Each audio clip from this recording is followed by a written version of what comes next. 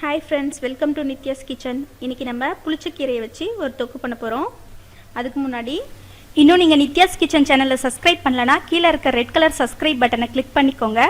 உடனே ஒரு bell icon வரும், அதையும் கிளிக் பண்ணிக்கோங்க. நாங்கள் போடுற வீடியோஸ் உடனுக்குடன் உங்களை வந்து சேரும். அதுக்கு தேவையான பொருள் வந்து புளிச்சக்கீரையை இந்த மாதிரி அலசி வச்சுக்கோங்க.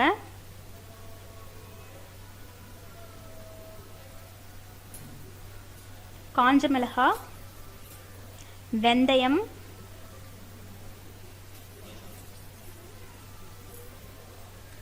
ரெண்டு முழு பூண்டை இந்த மாதிரி உரிச்சு வச்சுக்கணும்.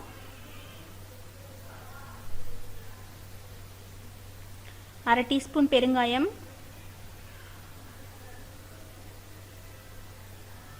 உப்பு,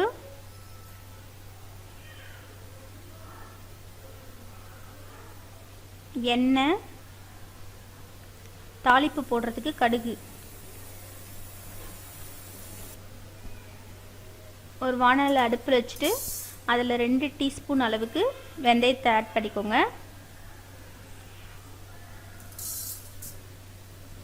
வெந்தயம் போட்டு அதை நல்லா ஒரே ஈவனாக ஃப்ரை பண்ணிக்கோங்க.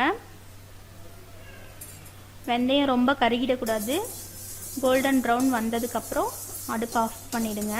மீடியம் ஃப்ளேமில் வச்சே வறுத்துக்கோங்க. ரொம்ப கருகிடுச்சுன்னா ரொம்ப கசப்பாயிடும் இந்த ரெசிபி. இந்த மாதிரி வெடித்து வரும்போது நீங்கள் அடுப்பு ஆஃப் பண்ணிவிட்டு ஒரு தட்டில் வந்து அதை ஆற வச்சுருங்க.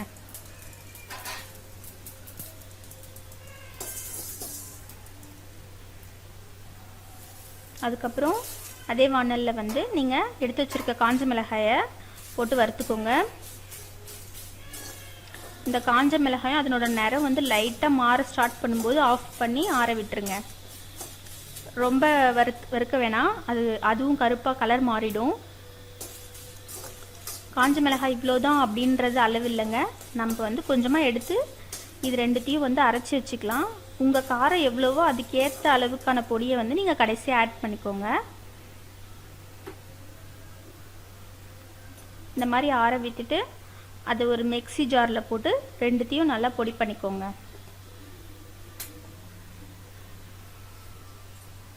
இந்த அளவுக்கு பொடி பண்ணிக்கோங்க. ரொம்ப நைஸாக அரைக்காதீங்க, லைட்டாக கொரன்னு இருக்கிற மாதிரி அரைச்சிக்கோங்க. அரைச்சி அதை ஒரு பாத்திரத்தில் மாற்றிடுங்க.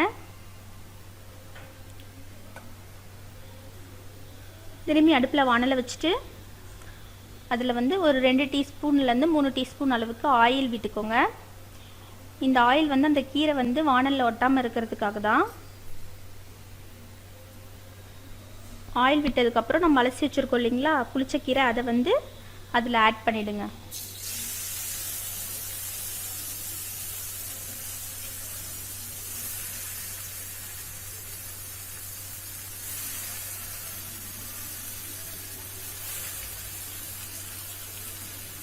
ஃபஸ்ட்டு உங்களுக்கு கீரை நிறைய இருக்க மாதிரி இருக்குங்க, ஆனால் இதை வதக்குனிங்கன்னா ரொம்ப கம்மியாயிடும்.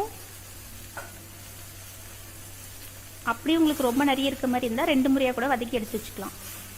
இப்போ கீரையெல்லாம் போட்டதுக்கப்புறம் நல்லா அதை வதக்கி விடுங்க. கீரை வந்து அந்த க்ரீன் கலர் மாதிரி இந்த மாதிரி வதங்கி வருங்க.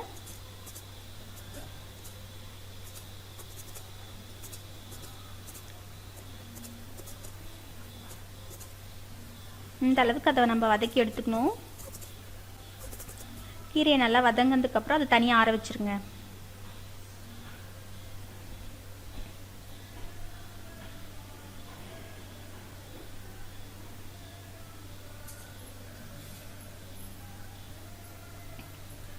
கீரையை ஆற விட்டுட்டு நம்ம வந்து அந்த மிக்ஸி ஜார் எடுத்து அதில் நம்ம உரிச்சு வச்சுருக்கோம் இல்லைங்களா பச்சை பூண்டு, அதை வந்து அப்படியே போட்டுக்கோங்க. போட்டுட்டு இந்த ரெசிபிக்கு எவ்வளோ வந்து உப்பு உங்களுக்கு போடணும்னு நினைக்கிறீங்களோ அந்தளவுக்கு உப்பை வந்து அந்த பூண்டு கூடவே ஆட் பண்ணிவிடுங்க. இப்போ இந்த பூண்டையும் உப்பையும் கொஞ்சம் கொரன்னு அரைச்சி எடுத்துக்கோங்க. இந்த அளவுக்கு அரைச்சதுக்கப்புறமா அதில் நம்ம ஆற வச்சுருக்கோம் இல்லைங்களா அந்த கீரையை ஆட் பண்ணிக்கோங்க. நீங்கள் ஃபஸ்ட்டே வந்து அந்த பூண்டு கீரை எல்லாத்தையும் ஒன்றா போட்டு அரைச்சிங்கன்னா கீரை வந்து வழுவழுப்பாக இருக்கும். அதனால அந்த பூண்டு வந்து அது கூட சேர்ந்து அரையாது, அப்படியே முழுசாக இருக்கும். அதனால ஃபஸ்ட்டு பூண்டை ஒரு முறை அரைச்சிட்டு அதுக்கப்புறம் கீரையை ஆட் பண்ணி அரைச்சிக்கோங்க. இதை அரைக்கும்போது கண்டிப்பாக தண்ணி விடவே கூடாதுங்க. அந்த கீரையிலே நிறைய தண்ணி இருக்கும், அதுலேயே நம்ம அரைச்சிடலாம்.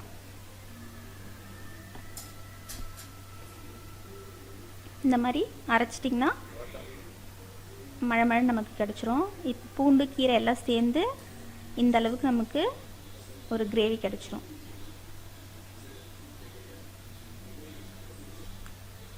அதுக்கப்புறம் அடுப்பில் வந்து வானல் வச்சு அதில் வந்து நல்லெண்ணெய் விட்டுக்கோங்க. கண்டிப்பாக நல்லெண்ணெய் தான் யூஸ் பண்ணணும், அப்போ தான் இது டேஸ்ட்டாக இருக்கும். கொஞ்சம் நிறைய நம்ம ஊறுகாய்க்கெல்லாம் எண்ணெய் கொஞ்சம் நிறைய ஆட் பண்ணுவோம் இல்லைங்களா, அந்த அளவுக்கு நீங்கள் எண்ணெய் கொஞ்சம் நிறைய ஆட் பண்ணிக்கோங்க. எண்ணெய் நல்லா காஞ்சதுக்கப்புறமா அதில் வந்து நம்ம ஒரு அரை டீஸ்பூன் அளவுக்கு கடுகு ஆட் பண்ணிக்கலாம்.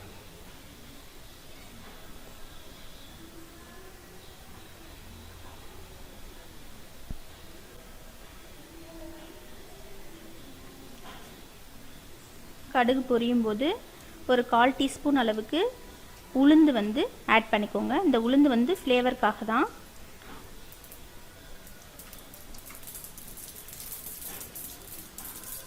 இப்போ வந்து கடுகு உளுந்து போடும்போது அடுப்பை சிம்மில் வச்சுருங்க. சிம்மில் வச்சதுக்கு அப்புறமா நீங்கள் வந்து நம்ம எடுத்து வச்சுருக்குறீங்களா அரை டீஸ்பூன் பெருங்காயம், அதை வந்து இது கூட ஆட் பண்ணிக்கணும். ஹை ஃப்ளேமில் வச்சுட்டு ஆட் பண்ணாதீங்க, பெருங்காயம் போட்ட உடனே தீஞ்சிரும். அதனால கடுகு உளுந்தும் போடும்போதே நம்ம அடுப்பை சிம்மில் வச்சிடணும்.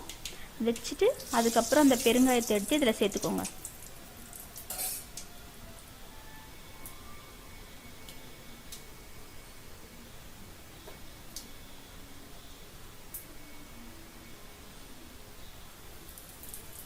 பெருங்காயம் சேர்த்த உடனேவே நம்ம அரைச்சி வச்சிருக்கிற அந்த கீரையை எடுத்து அதில் ஆட் பண்ணிக்கலாம்.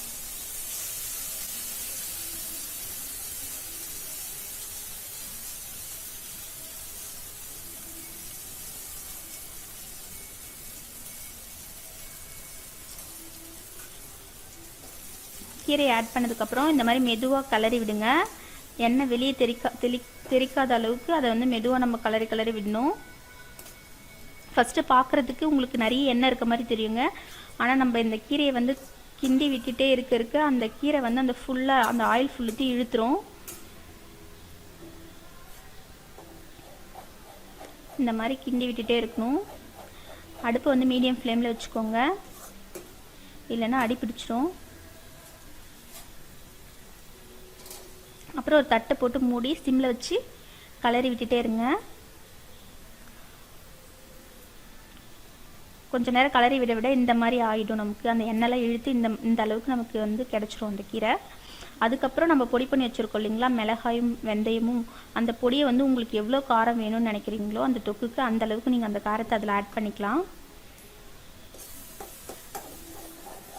ஆட் பண்ணிவிட்டு இந்த மாதிரி நல்லா கிண்டி விடுங்க. நீங்கள் எடுக்கிற கீரை வந்து ரொம்ப புளிப்பாக இருக்குது அப்படின்னு நினச்சிங்கன்னா கடைசியாக இறக்கிறதுக்கு முன்னாடி கொஞ்சமாக ஒரு 1/4 டீஸ்பூன் அளவுக்கு வெல்லத்தை ஆட் பண்ணிக்கலாங்க. அது நல்லா டேஸ்ட்டை கூட்டி கொடுக்கும். கரெக்டாக இருக்குது அப்படின்னா நீங்கள் இதோடு விட்டுடலாம். இந்த மாதிரி நல்லா கிண்டி விட்டுருங்க. அடுப்பை சிம்மில் வச்சு கிண்டிக்கோங்க. அந்த பொடி ஆட் பண்ணதுக்கப்புறம் ரொம்ப நேரம் வைக்க வேணாம், ஒரு 2 நிமிஷம் இல்லை 3 நிமிஷம் வைங்க போதும்.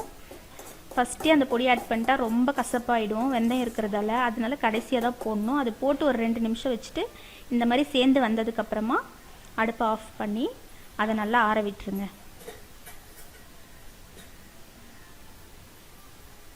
இப்போ நமக்கு டேஸ்டியான புளிச்சக்கீரை தொக்கு ரெடி ஆயிடுச்சுங்க. இது சாதத்தோடு வச்சு சாப்பிடும்போது நல்லாயிருக்கும். இது நல்லா ஆறுனதுக்கப்புறம் ஒரு பாட்டிலில் போட்டு நம்ம ஸ்டோர் பண்ணி வச்சுக்கிட்டோம்னா ஃப்ரிட்ஜில் வச்சிட்டிங்கன்னா ஒரு 1 வீக் வந்து சூப்பராக இருக்கும்.